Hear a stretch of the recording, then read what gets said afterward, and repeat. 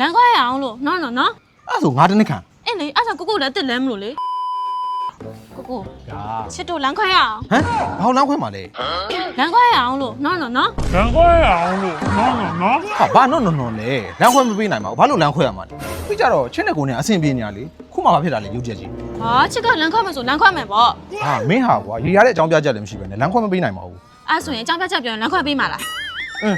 ကိုလက်ခံနိုင်တဲ့အကြောင်းပြချက်ဆိုရင်တော့ကိုစဉ်းစားမယ် အဲ့ဆိုရင်ပြောမယ် ဟွန်း ချစ်ကနှစ်သက်ရောက်တိုင်းအမြဲတမ်းချစ်သုံးတဲ့အရာတွေကိုအစ်စ်လဲတာသိရမှာ သိရလေအဲ့ဒါ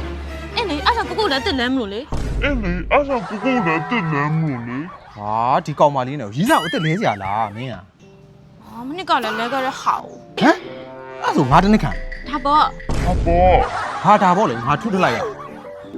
နေအိုးရှိပြီးသားရီးစားကိုလေအသက်ဖြစ်သွားအောင်လုပ်လို့ရရင်ကိုမှရှိရသိလား ဟာမသိချင်ဒီကအကုန်တစ်လဲကျင်တာ ရှင်းပြတာနားထောင်အသက်ဖွင့်တဲ့ဆိုင်မှာအိုးအဖျားအသက်တွေကြီးကိုပဲဆင်းလိုက်အဲ့ဒါဆိုအသက်ပဲ အဲ့လိုလား လာသွားမယ် ဘယ်လိုလဲ ဟာအသက်တွေဝယ်ဖို့လေပလက်နမ်ဘောက်သွားမယ် ဟာလာချင်းထဲနေပလက်နမ်ဘောက်ကဆိုင်တစ်မမှုတ်တဲ့ဟောက် ဟာဘာမှလည်းမသိပဲထုတ်လိုက်ရ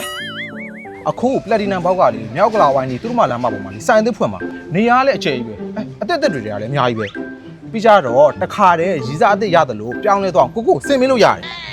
အဲ့လိုလား ဟုတ်တယ်အဲ့နေ့သွားရင်ချင်းနဲ့ကိုနဲ့ပြက်စရာအကြောင်းမရှိတော့ဘူး ဟုတ်တယ်နော်ရှစ်ကလေးအတွေးလွန်ရတာဟေး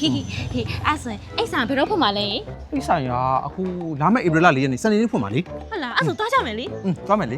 အဲ့ဆိုဟိုကြရင်ဘယ်သူရှင်းမှာလဲ ဟောအသက်လိုချင်တာချစ်လေချစ်ချင်းရမှာပေါ့ ချစ်ရမှာပေါ့